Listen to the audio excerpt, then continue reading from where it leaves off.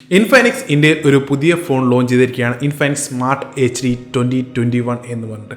ഇത് ഒരു 6000 രൂപയുടെ ഫോണാണ്. 6000 രൂപയ്ക്ക് ഇതിലും മികച്ച ഫോൺ വേറെ കിട്ടില്ല എന്നാണ് തോന്നുന്നത്. അപ്പോൾ നമ്മളിന്ന് ഇവിടെ ചർച്ച ചെയ്യാൻ പോകുന്നത് ഇൻഫൈനിക്സ് സ്മാർട്ട് HD 2021 എന്ന് പറഞ്ഞ ഫോണിനെ പറ്റി അറിയേണ്ടതല്ലാണ്. ഈ ഫോൺ എങ്ങനെയുണ്ട്, ഈ ഫോൺ വാങ്ങണോ അതോ വേണ്ടി, ഈ ഫോൺ തന്നെയാണോ ഒരു 6000 രൂപയ്ക്ക് കിട്ടാവുന്ന ഏറ്റവും മികച്ച ഫോൺ. അപ്പോൾ നിങ്ങൾ കണ്ടുകൊണ്ടിരിക്കുന്നത് ഓൺ ഫോൺസ് എന്ന യൂട്യൂബ് ചാനലാണ്. എൻ്റെ പേര് അഭിജിത്ത് എന്നാണ്. അപ്പോൾ നമുക്ക് നേരെ വീഡിയോയിലോട്ട് കടക്കാം.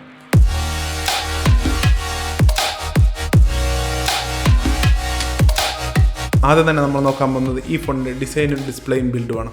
ഇൻഫിനിക്സ് സ്മാർട്ട് HD 2021 നമുക്ക് ലഭിക്കുന്നത് ഒരു പ്ലാസ്റ്റിക് ബിൽഡ് തന്നെയാണ്, ഒരു ഗ്ലോസി പ്ലാസ്റ്റിക് ബിൽഡ് തന്നെയാണ്. നമുക്കൊരു വി ഷേപ്ഡ് പാറ്റേണും ബാക്കിൽ ലഭിക്കുന്നുണ്ട്.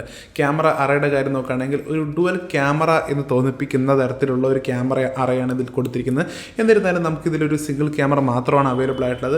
മെയിൻ ക്യാമറയുടെ താഴെ ഒരു ഹോള് പോലെ ഒരു സാധനം കൊടുത്തിട്ടുണ്ട്. അത് പക്ഷേ ക്യാമറ ഒന്നും അല്ല, ജസ്റ്റ് അവിടെ ഒരു AI ക്യാമറ എന്ന് എഴുതി വെച്ചത് മാത്രമേ ഉള്ളൂ. അപ്പോൾ അതുകൊണ്ട് ഇതിലെ ഡിസൈൻ കണ്ടിട്ട് ഡുവൽ ക്യാമറയാണെന്ന് തെറ്റിദ്ധരിച്ചാലും തെറ്റിദ്ധരിക്കും. പിന്നെ എടുത്ത് പറയാനുള്ള ഒരു കാര്യം, ഇതിൽ നമുക്ക് ഫിംഗർ പ്രിന്റ് സ്കാനർ ലഭിക്കുന്നുണ്ട്. ഈ ഒരു സെഗ്മെന്റ് ബാക്കിയുള്ള ഫോണുകളിലൊന്നും ലഭിക്കാത്തൊരു കാര്യമാണ്. ഒട്ടുമിക്ക ഫോണുകളും നമുക്ക് ഫിംഗർ പ്രിന്റ് സ്കാനർ ലഭിക്കുന്നില്ല. റെഡ്മി 9 എടുത്താലും റെഡ്മി 8 എടുത്താലും റിയൽമി C11 എടുത്താലും അതിലൊന്നും നമുക്ക് ഫിംഗർ പ്രിന്റ് സ്കാനർ ലഭിക്കുന്നില്ല. അതുകൊണ്ട് തന്നെ നല്ലൊരു ഫീച്ചർ തന്നെയാണ് ഫിംഗർ പ്രിന്റ് സ്കാനർ ഈ ഒരു 6000 രൂപയുടെ സെഗ്മെന്റിൽ ലഭിക്കുന്നുണ്ട് എന്നത്. ഇതിലെ സ്പീക്കേഴ്സ് വരുന്നത് ബാക്കിൽ തന്നെയാണ്. ഒരു ബഡ്ജറ്റ് ഫോൺ ആയതുകൊണ്ട് തന്നെയാണ്. സാധാരണ ഫോണുകളിലൊക്കെ നമുക്ക് താഴെയാണ് സ്പീക്കർ വരാറ്. നിങ്ങൾ ഉപയോഗിക്കുന്ന ഫോൺ നോക്കിയാൽ തന്നെ അറിയാം. പക്ഷേ ഇത് നമുക്ക് ബാക്കിലാണ്. ഒരു 5 കൊല്ലം മുമ്പത്തെ ഫോണുകളൊക്കെ പോലെയാണ് നമുക്കിത് ലഭിക്കുന്നത്.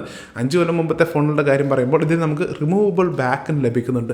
നമ്മൾ റിമൂവബിൾ ബാക്ക് അധികം അങ്ങോട്ട് കാണാത്ത ഒരു കാര്യമാണ് ഇപ്പോഴത്തെ ഒരു കാലത്ത്. പക്ഷേ നമുക്ക് ഇപ്പോൾ റിമൂവബിൾ ബാക്ക് ലഭിക്കുന്നുണ്ട്. റിമൂവബിൾ ബാക്ക് മാത്രമേ ലഭിക്കുന്നുള്ളൂ. റിമൂവബിൾ ബാറ്ററി നമുക്ക് ലഭിക്കുന്നില്ല. കാരണം നമുക്ക് ബാക്ക് റിമൂവ് ചെയ്താലാണ് സിം കാർഡ് ട്രേയും SD കാർഡും ആക്സസ് ചെയ്യാൻ പറ്റുന്നത്. പക്ഷേ ബാറ്ററി നമുക്ക് ഫിക്സഡ് ആയിട്ട് തന്നെ നിൽക്കുകയാണ്. ഫ്രണ്ടിലോട്ട് വരികയാണെങ്കിൽ നമുക്ക് ഈ ഫോൺ ലഭിക്കുന്ന ഒരു 6.1 ഇഞ്ചിൻ്റെ HD+LCD ഡിസ്പ്ലേ ആണ്. ഇതിൽ നമുക്ക് U നോച്ച് ആണ് ലഭിക്കുന്നത്. പിന്നെ എടുത്തു പറയാനുള്ളത്, നമുക്ക് കുറച്ച് ബെസൽസ് അധികമായി തോന്നും. എന്നിരുന്നാലും അതൊരു കാര്യമല്ല.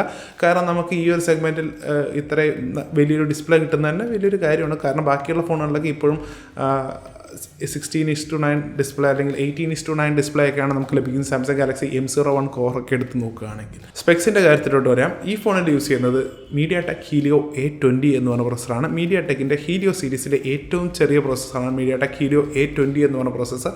പക്ഷേ തരക്കേടില്ല. ഈ ഒരു സെഗ്മെൻറ്റിൽ നമുക്ക് ലഭിക്കാവുന്ന ഏറ്റവും മികച്ച പ്രോസസ്സറുകളിൽ ഒരെണ്ണം തന്നെയാണ്. കാരണം നമുക്ക് 6000 രൂപയ്ക്ക് ബാക്കിയുള്ള ഫോണുകളിലൊക്കെ ഏത് പ്രോസസ്സറാണെന്നും കൂടെ എടുത്ത് പറയാത്ത ഫോണുകളാണ് നമുക്കിപ്പോൾ അവൈലബിൾ ആയിട്ടുള്ളത്. അപ്പോൾ അതുകൊണ്ട് തന്നെ നമുക്ക് തരക്കേടില്ലാത്ത ഒരു പെർഫോമൻസ് എന്ന് പറയാൻ പറ്റില്ല, എന്നിരുന്നാലും തരക്കേടില്ലാത്ത ഡേ ടു ഡേ പെർഫോമൻസ് നമുക്ക് ലഭിക്കുന്നതാണ്. നമുക്ക് ഗെയിമിംഗ് കളിക്കാൻ പറ്റുമോ എന്ന് ചോദിച്ചാൽ നോക്കാം, തരക്കേടില്ല. എന്നിരുന്നാലും നമുക്ക് സിമ്പിൾ ഗെയിംസ് ഒക്കെ നമുക്ക് കളിക്കാവുന്നുള്ളൂ. ഒരൊറ്റ വേരിയൻറ്റിലാണ് ഈ ഫോൺ അവൈലബിൾ ആയിട്ടുള്ളത്. 2GB RAM 32GB internal storage ഉള്ള സിംഗിൾ വേരിയൻ്റാണിത്. ക്യാമറയുടെ കാര്യത്തോട്ട് വരികയാണെങ്കിൽ നമ്മൾ ആദ്യം പറഞ്ഞു, ഇതിൽ നമുക്ക് ഒരു സിംഗിൾ ക്യാമറയാണ് ലഭിക്കുന്നത്. ഒരു 8 MP സിംഗിൾ ക്യാമറയാണ് ലഭിക്കുന്നത്. ഫ്രണ്ടിലോട്ട് വരികയാണെങ്കിൽ ഒരു 5 MP ക്യാമറയും ലഭിക്കുന്നുണ്ട്. അപ്പോൾ നമുക്ക് ക്യാമറയുടെ കാര്യം പറയുകയാണെങ്കിൽ നമുക്ക് ഈ ഒരു സെഗ്മെൻറ്റിൽ തരക്കേടില്ലാത്ത ഔട്ട്പുട്ടാണ് തരുന്നത്. പക്ഷേ നമുക്ക് ഓവറായിട്ട് എക്സ്പെക്റ്റ് ചെയ്യാനും പറ്റില്ല. നല്ല ലൈറ്റ് ഉള്ളപ്പോൾ, ഡേ ലൈറ്റൊക്കെ ഉള്ളപ്പോൾ നല്ല ഔട്ട്പുട്ട് തരേണ്ടതാണ്. ബേസിക് യൂസിന് പറ്റുന്ന ക്യാമറ തന്നെയായിരിക്കും ഈ ഒരു ഫോണിൽ നമുക്ക് ലഭിക്കുന്നത്. ബാറ്ററിയുടെ കാര്യത്തോട്ട് വരാം. 5000 mAh ബാറ്ററി ലഭിക്കുന്നുണ്ട്. 5 വാട്ടിൻ്റെ ചാർജറാണ് നമുക്ക് ലഭിക്കുന്നത്. തരക്കേടില്ല. ഈ ഒരു സെഗ്മെൻറ്റിലെ എല്ലാ ഫോണുകളും നമുക്ക് 5 വാട്ടിൻ്റെ ചാർജറാണ് ലഭിക്കുന്നത്. അതുകൊണ്ട് തന്നെ ഈ ഒരു ഫോൺ ഫുള്ളാവാൻ മിക്കവാറും ഒരു 3 മണിക്കൂർ 3.5 മണിക്കൂറൊക്കെ വേണ്ടി വരും. മിക്കവാറും നമ്മൾ ഉപയോഗിക്കാൻ പോകുന്ന ആൾക്കാരെല്ലാവരും രാത്രി ഫുൾ ടൈം കുത്തിയിടുന്ന ആൾക്കാരായിരിക്കും എന്ന് തോന്നുന്നു. കാരണം അങ്ങനെ നമുക്ക് ഈ ഫോൺ ചാർജ് ചെയ്യാൻ പറ്റുള്ളൂ എന്നാണ് എൻ്റെ ഒരു ഇത്. എന്നിട്ട് തരക്കേടില്ല. ഇനി നമ്മൾ നോക്കാൻ പോകുന്നത് സോഫ്റ്റ്വെയറിൻ്റെ കാര്യമാണ്.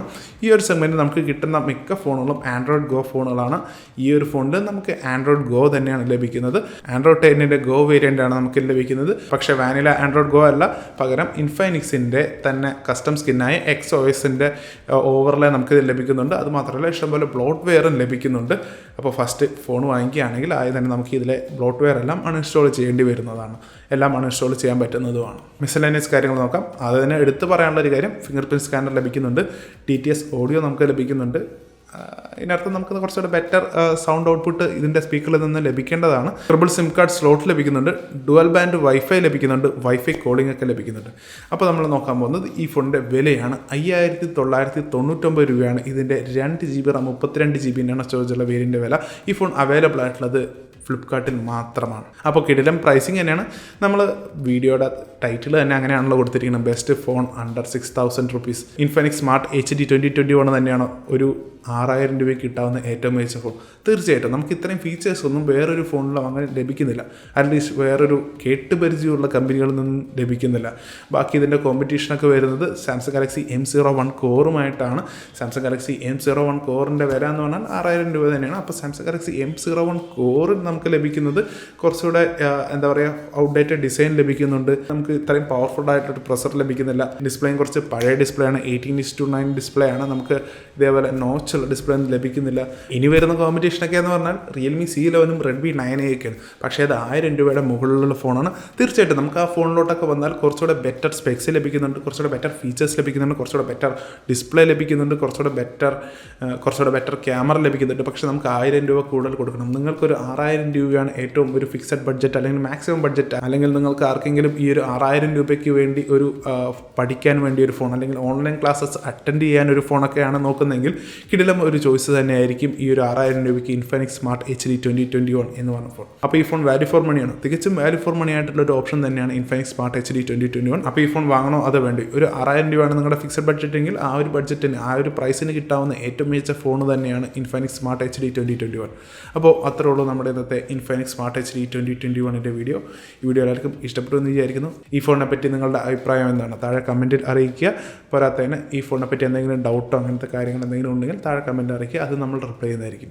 അപ്പോൾ എന്തായാലും നമ്മുടെ ചാനൽ ഇതുവരെ സബ്സ്ക്രൈബ് ചെയ്തിട്ടില്ലെങ്കിൽ ഇപ്പോൾ തന്നെ സബ്സ്ക്രൈബ് ചെയ്യുക, ബെൽ ബട്ടണും കൂടി ക്ലിക്ക് ചെയ്യുക. എന്തായാലും അടുത്ത വീഡിയോ കാണുന്നവരെ ഗുഡ് ബൈ.